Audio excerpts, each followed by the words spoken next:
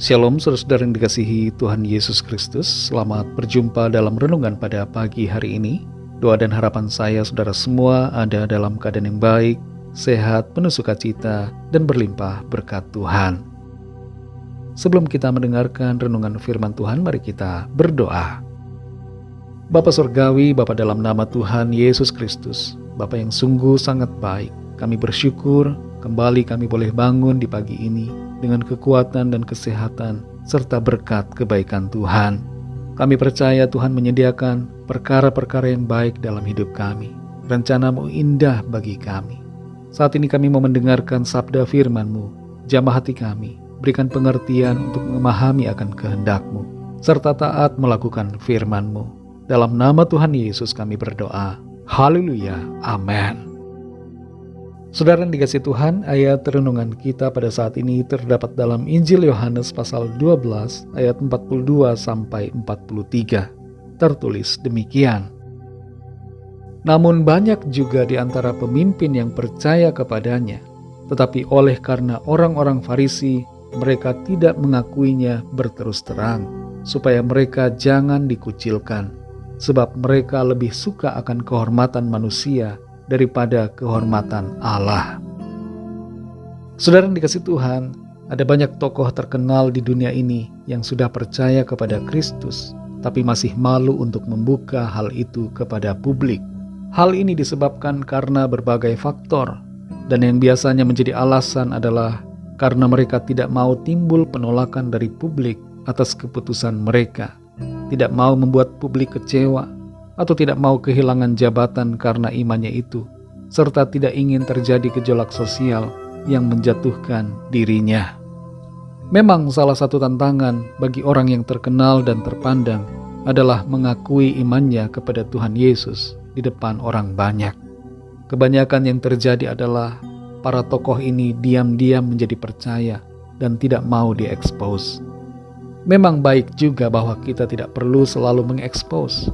Namun ada saatnya kita perlu mengakui Kristus di depan manusia tanpa rasa malu atau rasa takut akan konsekuensi dari iman kita. Dalam Yohanes 12 ayat 42 sampai 43 ini kita membaca, namun banyak juga di antara pemimpin yang percaya kepadanya, tetapi oleh karena orang-orang Farisi, mereka tidak mengakuinya berterus terang, supaya mereka jangan dikucilkan, sebab mereka lebih suka akan kehormatan manusia daripada kehormatan Allah.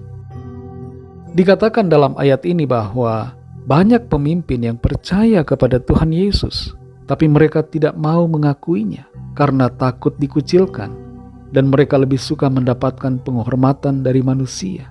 Mereka takut kehilangan pendukung dan penggemar, takut kehilangan pamor, takut kehilangan status di mata masyarakat atau orang lain. Kita perlu bertanya pada diri kita sendiri, apakah kita termasuk orang-orang yang pengecut dan malu mengakui Tuhan Yesus? Apakah kita malu memikul salib? Adakah kita memakai topeng supaya orang tidak tahu identitas iman kita?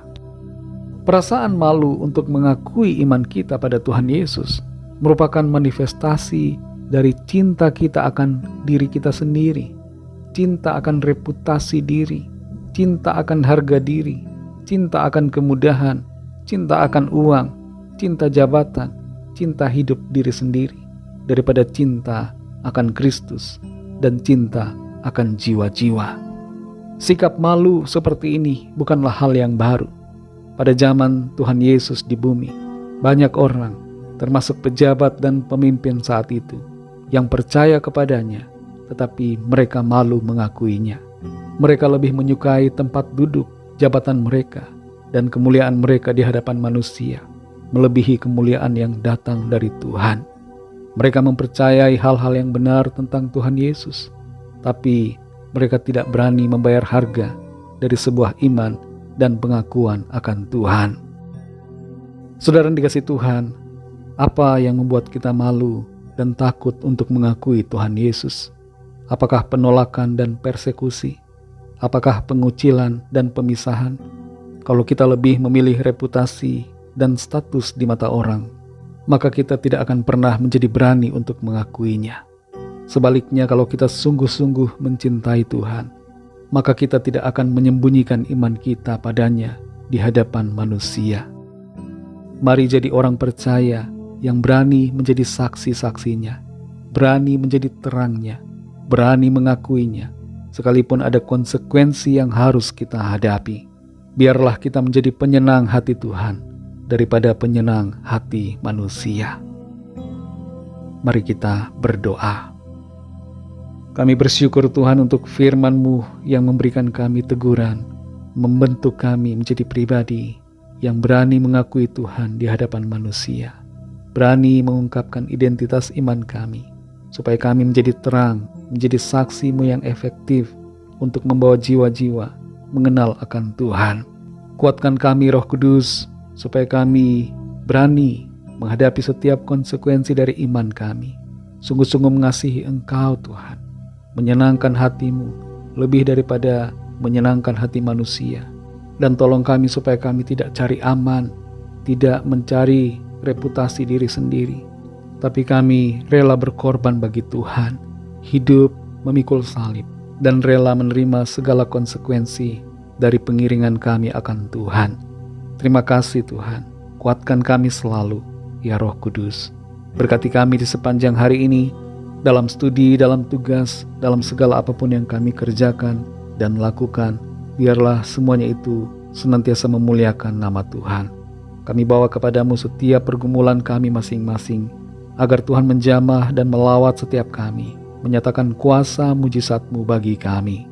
Terima kasih Tuhan, segala puji hormat syukur hanya bagi-Mu. Dalam nama-Mu yang kudus, nama Tuhan Yesus Kristus, kami sudah berdoa dan mengucap syukur. Haleluya. Mari sama-sama kita berdoa, doa Bapa kami. Bapa kami yang di sorga, dikuduskanlah nama-Mu, datanglah kerajaan-Mu, jadilah kehendak-Mu di bumi seperti di sorga. Berikanlah kami pada hari ini makanan kami yang secukupnya, dan ampunilah kami akan kesalahan kami, seperti kami juga mengampuni orang yang bersalah kepada kami. Dan janganlah membawa kami ke dalam pencobaan, tetapi lepaskanlah kami daripada yang jahat, karena Engkaulah yang punya kerajaan dan kuasa dan kemuliaan sampai selama-lamanya. Amin. Terimalah berkat Tuhan. Tuhan memberkati engkau dan melindungi engkau. Tuhan menyinari engkau dengan wajah-Nya dan memberikan kasih karunia. Tuhan menghadapkan wajah-Nya kepadamu dan memberikan damai sejahtera. Berkat anugerah dari Bapa Sorgawi, cinta kasih karunia dari Tuhan Yesus Kristus, dalam persekutuan dan penghiburan Roh Kudus, menyertai kita semua sekarang ini dan sampai Maranatha Tuhan Yesus datang kembali, dan bahkan sampai selama-lamanya. Dalam berkat nama Tuhan Yesus Kristus. Haleluya. Amin. Puji Tuhan, saudara yang dikasihi Tuhan, saya percaya firman Tuhan menjadi berkat dan kekuatan buat saudara semua, dan Roh Kudus akan menolong saudara untuk lebih lagi memahami kebenaran firman Tuhan. Tuhan Yesus memberkati saudara semua. Sampai jumpa dalam renungan yang berikutnya. Haleluya.